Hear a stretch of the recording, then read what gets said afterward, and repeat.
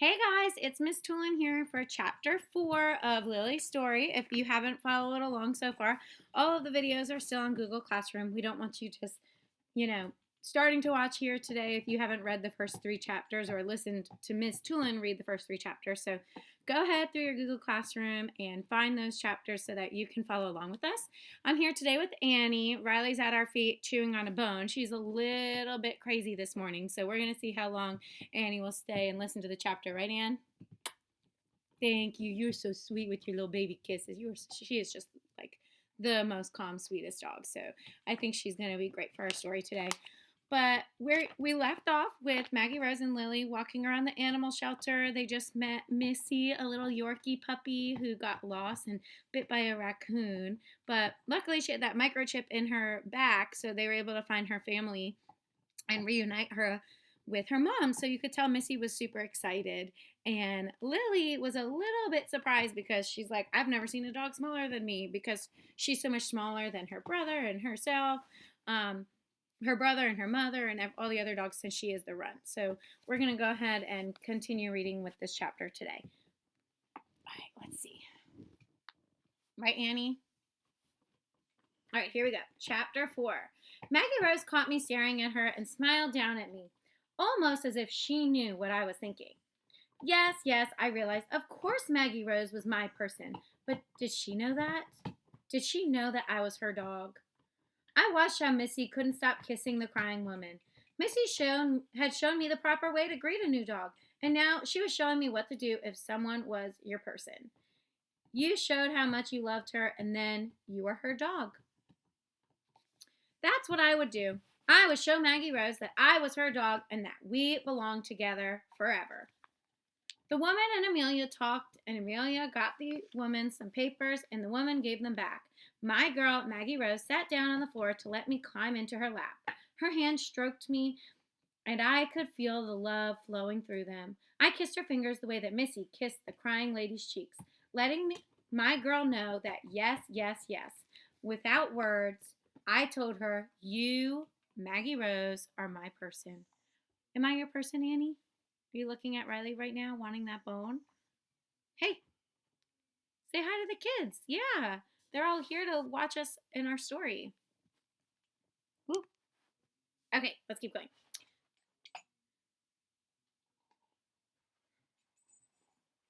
The boy came over and knelt down beside us. Can I pet him? He said. He had a shy, soft voice. She's a girl. Her name is Lily. Sure, you can pet her. She's really friendly, Maggie Rose said, and the boy reached out to rub my ears. Very nice.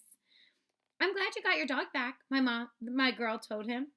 She's my mom's dog, really, the boy said, but I'm glad too. The boy had stopped rubbing my ears, so I nosed his hand to get him to start it up again. When he did, I decided that if he wanted to live here with us, that would be okay with me. Maggie Rose was still my person, of course, but he could be my friend. What kind is your dog? He asked. Lily's not really mine, Maggie Rose said. Her voice sounded a little wistful. And I wondered why. I had a girl, she had a puppy, and I could think of no reason to be sad. She's waiting for adoption. Her mom and brothers, too. We don't know what kind of dog the father was, but the mom is a pit bull mix. Just like you, Annie. Annie's a pit bull mix. And Riley at our feet over here is a full pit bull. But we don't really know what the dad was, so it seems like she's a little bit of a mutt. She's cute, the boy said. You can tell that she really likes you. Maggie Rose nodded. She's a special dog. Time to go, Brandon. Wet cheeks woman called. Wet cheeks, duh, sorry. She was crying, so her cheeks were wet. Brandon jumped to his feet as they were leaving. I looked up at Missy in the woman's arms. She looked back at me. Missy was no longer afraid, and I was happy that her fear was gone and grateful for the 2 things that she had taught me. Dogs need to have a special person, and when you first meet a dog, you should always sniff it in the butt. Gross. Maggie Rose kept petting me, so I stayed in her lap, growing sleepier and sleepier. Going to take Lily back to her mom? Amelia asked. Maggie Rose didn't move. Maggie Rose, what's wrong, sweetie? Why do you always have that expression? I want her to be mine, my girl said, looking up at Amelia. My own dog. Amelia sighed. Maggie Rose, she said gently, we can't do that. We're a rescue organization. We save animals and find homes for them. We don't keep the animals ourselves, and there are all kinds of good reasons for that. My girl held me close to her face. I was limp with sleepiness, and I didn't stir in her hands. It will work, Lily, Maggie Rose whispered to me. I'll find a way for you to be my dog. I promise. I'm still trying to do that with Mr. Tulin, but he will not budge on letting Miss Tulin get a third dog. My girl carried me back to my kennel, but instead of putting me down so that my brothers could jump all over me, she carried me inside and shut the gate and sat down with her legs crossed on the floor. I curled up again in her lap and had a nice snooze with her. I sort of knew that my brothers kept trying to hoist themselves over her knees and on top of me, but Maggie Rose kept them off, and after a while they stopped trying, and I suppose that they were sleepy as well. When I woke up, it was because I heard a door slam shut. Hi, Chelsea, Amelia called out from somewhere else in the building. Maggie Rose is back in the dog kennels.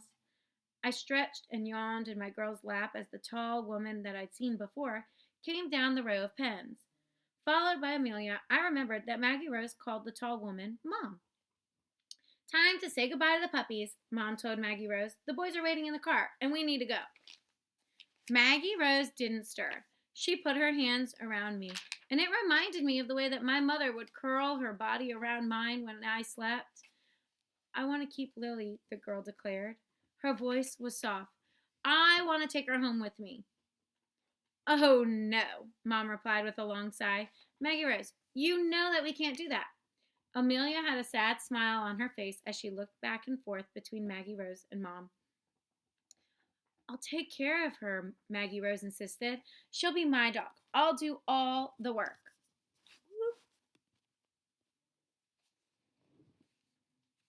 I know, right? You good girl. Mom sighed, shaking her head. For the summer, I'm sure that you would. What would you do when you go back to school in the fall and I'm at work here? Who's going to look after Lily then? I'll feed her and keep her clean and do everything before and after school. Maggie Rose gazed up at Mom imploringly. Can't she come home with us? Come here with you while you're working, she asked. Amelia looked at Mom. Mom looked at Amelia, and I looked at them both. Listen, Maggie Rose, Mom said. When someone who works in the rescue takes an animal home and adopts it, it's called a foster failure. It sounds like a good thing, giving an animal a home, but it's not. Once someone has a pet, they usually stop fostering new animals. It's a big problem for shelters like ours. So, one of the first things that I did when I started working here was make a strict rule. Staff and volunteers can't adopt animals from the shelter at all. It's better that way, believe me. Better for the animals and better for us. Now my girl was sad. I could feel it in her body. I snuggled closer, wondering what was troubling her. I wanted to help. I had made Missy feel less scared. I ought to be able to make Maggie Rose feel less sad. Amelia crouched down and looked at Maggie Rose. I can tell you really care about Lily, but your mom's right.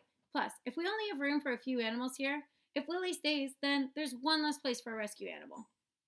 That's not fair to all the animals who need us. I rolled onto my back in Maggie Rose's lap, and I struck my legs in the air. Now this should make them happy. But Lily could help. Maggie Rose insisted. The hope was draining out of her voice. She likes the other animals. She helped with Missy. Amelia sat back on her heels a little. Well, that's true. Lily did help Missy calm down. But that doesn't change the fact, son. We do the most good when we place animals into homes. And that's what we're going to do with Lily. In another week or so, she'll be ready to leave her mother, and then we will find her a good family who will love her as much as you do. My girl's mood was not improving. Time for some serious cheering up. I wriggled over onto my feet and put my front paws on Maggie Rose's chest. I tried to lick my girl on the chin instead of laughing, though. She just turned her head away. Maggie Rose, Mom said, put Lily down and come with me. You can visit her every day this week, right, Amelia? Even if I'm not here, you can watch my daughter. Sure thing, Amelia agreed, standing back up. I'll watch her. You always say it's important to get the puppies used to being with kids. Makes them better with family dogs. Besides, Maggie Rose is a good worker. My brothers were stirring, becoming alert as they realized that there was still a girl in the kennel and that the door was open to the two women in the corridor. We're going home now, Maggie Rose. Mom patted my girl's shoulder but her voice was firm. Tell Lily goodbye. You can come help me as much as you want next week, Amelia said. Mom and Amelia left the kennel and shut the gate behind them. My brothers rushed to the gate, milled around in confusion, and then turned their attention to Maggie Rose in a stampede. I can tell that my girl was still sad, even though I was frantically licking her cheeks. She gave me a kiss before setting me down in the midst of the back of jumping brothers, and then she slipped out the kennel door and stood for a moment, watching my litter mates clamor all over me. What was going on? Why couldn't I kiss her and cuddle her into happiness? Don't worry, Lily, Maggie Rose whispered to me, sticking her fingers through the wires of the kennel. I will never let you go. You are going to stay with me. I could hear goodbye in her voice. I licked Maggie Rose's fingers to tell her that I was not done trying to make her happy, but she didn't seem to understand me. She stood and walked away. I hurried over to my mother and brothers on my heels, chewing on me as I went. Only the fact that they were also chewing on each other made it possible for me to duck into protection of my mother's warm body. I was ready for another nap after such an adventure outside my pen. Meeting other dogs and cats, and that long, funny ferret, playing with Missy, cuddling with Maggie Rose. It had all been very exciting, but it was time for a good, long rest. As I drifted off into sleep once more, I thought about what I now saw as my job, making Maggie Rose happy. And I had a plan for that. Though there was not much that I understood about, well, anything, I did know something about Maggie Rose. All right, y'all, that is it for chapter 4. Tune in tomorrow for chapter 5. And while you're waiting, go ahead and comment on our Google Classroom link and tell me, what do you think Lily has in store to make Maggie happy? If you had to take a guess based off what he learned today, through his adventure through the kennels, with the ferret, with Missy, with the squirrel that he came into contact with, what do you think he's going to do to help make his human in his eyes happy? And what did he learn? Real quick, let's see if we can get Riley in the shot here to say bye. Come here, Riley. Come on. Come say bye to everybody. Come on. Nope, she's like, no, ma'am. There she is, right? Chewing on her bone. There's Annie taking a snooze. She liked the story, I think. Did you like it, Riley? She's like, can you just give me my bone back, please? All right, y'all. We will see you tomorrow for chapter 5. Go ahead and comment on the Google Classroom link. And I hope that you're liking the story so far. I miss you guys. Stay safe, stay inside, and wash your hands.